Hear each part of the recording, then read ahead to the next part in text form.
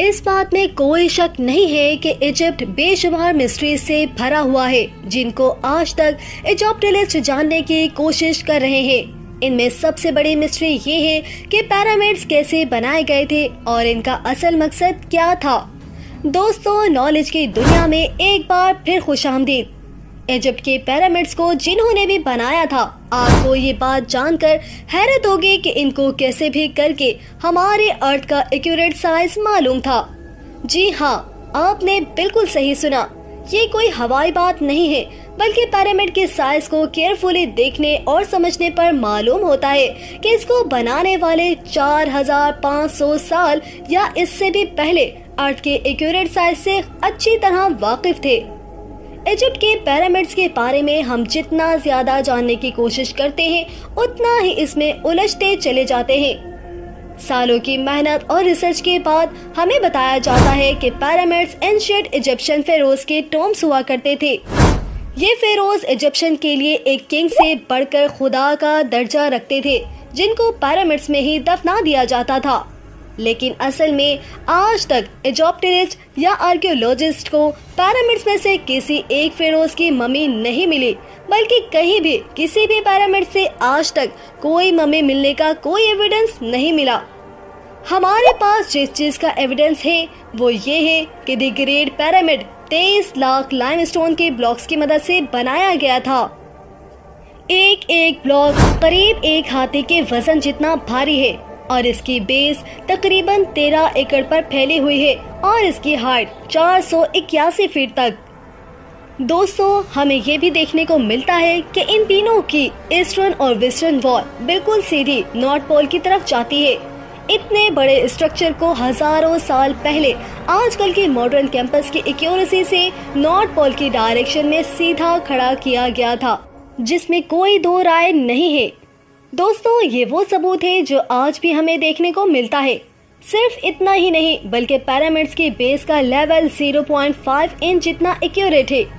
आप में से जो इंजीनियर हजरात हैं, उनको अच्छी तरह इल्म होगा कि 3 एकड़ जितने एरिया का इतना एक्यूरेट साइज आजकल के मॉडर्न लेजर लेवरेट सिस्टम से ही हासिल किया जा सकता है। हत्ता कि हमारे पास इस चीज का भी एविडेंस है कि पिरामिड के चारों साइड्स वॉल, जिनको 5 टन वजनी स्टोन्स ब्लॉक्स रखकर एक एंगल में खड़ा किया गया था, इन चारों की लंबाई एग्जैक्टली 230 मीटर है। अगर इन चारों में कोई डिफरेंस है तो वो 2 इंच से ज्यादा नहीं है, यानी ये वॉल्स एक दूसरे के मुकाबले में 99.98% एक्यूरेट हैं। बात अभी तक यहाँ खत्म नहीं हुई। जिन लोगों ने भी द ग्रेट पिरामिड बनाया था, उनको हजारों साल पहले भी अर्थ के साइज का अच्छी तरह इल्म था। जी हाँ दोस्तों, ये पॉइंट गौर से सुनिएगा। जैसा कि आपको मालूम है कि सर्दियों में दिन छोटे और रातें बड़ी हो जाती हैं, इसके बिल्कुल ही उलट गर्मियों में पाया जाता है, जिसमें रातें छोटी तो दिन बड़े हो जाते हैं। लेकिन साल में सिर्फ 2 दिन ऐसे होते हैं जिसमें रात और दिन दोनों एक बराबर होते हैं। एक होता है 21 मार्च और दूसरा दिन होता है 22 सितंबर का। इन दोनों दिनों में सूरज इक्वेटर के बिल्कुल सेंटर में होता है, जैसा कि आप इस फोटो में भी देख सकते हैं। बाय द वे, इस मोमेंट को, इस घड़ी को सोलर इकोनिक्स कहा जाता है। इसका मतलब ये हुआ कि इन 2 डेट्स में 12 घंटे का दिन और 12 घंटे की रात होती है। 12 घंटों को अगर सेकंड्स में कन्वर्ट किया जाए तो ये 43,200 सेकंड्स बनते हैं। अगर 43,200 को द ग्रेट पिरामिड की हाइट से मल्टीप्लाई किया जाए तो इसका जवाब आता है 6,333 किलोमीटर। दोस्तों, ये इतनी ही लंबाई है जितनी अर्थ के पोलर रेडियस की है। अगर परसेंटेज में देखा जाए तो पिरामिड बनाने वालों की कैलकुलेशन 99.63% एक्यूरेट है। अब आप सोच रहे होंगे कि ये कोई कोइंसिडेंस है या कोई इत्तेफाक है, लेकिन पिरामिड की बेस का पेरीमीटर जो कि 0.921 किलोमीटर से, इसको अगर 43,200 से मल्टीप्लाई किया जाए तो जवाब आता है 39,804 किलोमीटर। दोस्तों, आपको ये बात जानकर हैरत होगी कि सरकमफेरेंस ऑफ अर्थ यानी अर्थ के पूरे एक गोल चक्कर के मुकाबले में 99.34% एक्यूरेट है। कोई इंसिडेंस हो तो सिर्फ एक बार होता है, लेकिन 99% से भी ज्यादा एक्यूरेट रिजल्ट, वो भी 2 मर्तबा आना हमें एक गहरी सोच में डाल देता है। कई लोगों का अभी भी मानना है कि ये महज सिर्फ एक इत्तेफाक है, लेकिन जैसा कि अभी हमने जाना कि 43,200 जिसका ताल्लुक सोलर इकोनॉमिक्स से है, ये एक और जगह पर भी अपना सबूत दे रहा है। नॉर्मली देखने पर पिरामिड्स के 4 साइड्स नजर आते हैं, लेकिन असल में ये 4 नहीं बल्कि 8 हैं। जी हाँ, ये 8 साइड सिर्फ सोलर इकोनॉमिक्स वाले दिन ही ऊपर से देखने पर नजर आते हैं। ये डिस्कवरी पहली बार 1940 में एक ब्रिटिश एयरफोर्स पायलट ने की थी, जब वो पिरामिड्स के ऊपर से गुजर रहा था। अब सवाल ये खड़ा होता है कि हजारों साल पहले पिरामिड्स बनाने वाले को अर्थ का पोलर रेडियस और इक्वेटर का सर्कमफेरेंस मालूम पड़ा, तो आखिर कैसे? इजिप्ट के पिरामिड्स हमारी सोच से भी ज्यादा कॉम्प्लिकेटेड हैं।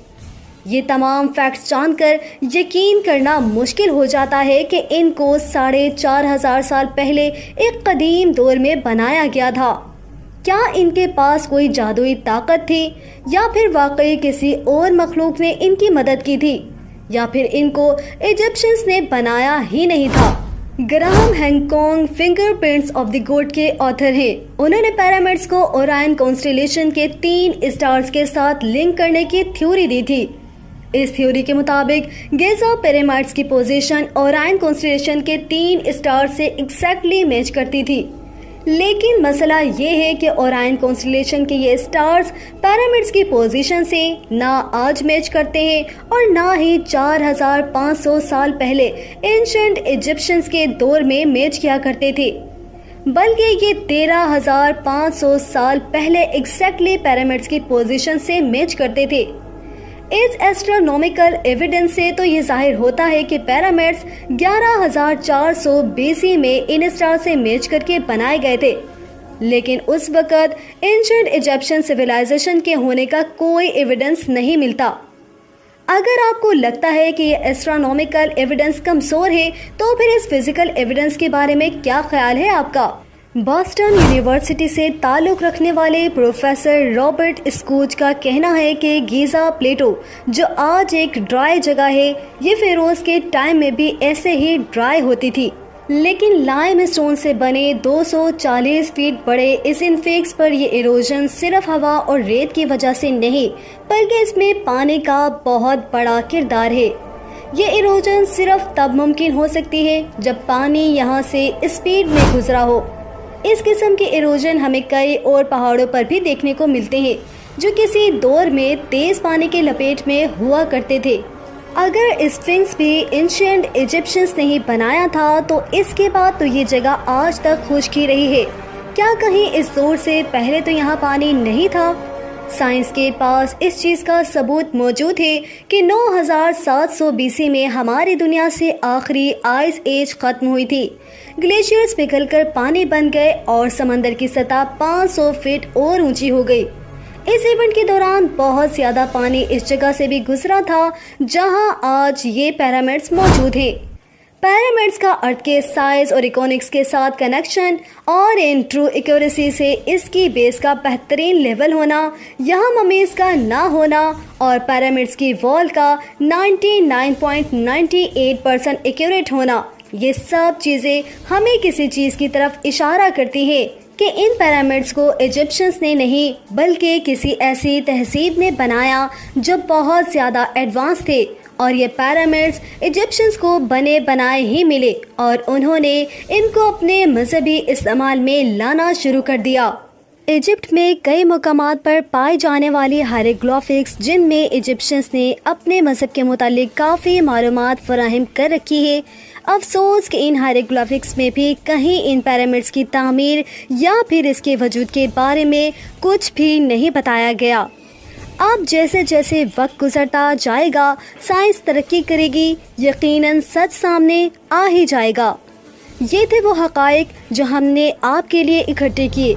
मज़ीद ऐसी वीडियोस देखने और हकाइक जानने के लिए हमारे चैनल को सब्सक्राइब कर लीजिए, ताकि हर नई आने वाली वीडियो आप तक पहुंच सके। अगली वीडियो तक के लिए इजाज़त दीजिए। अल्लाह निगहबान।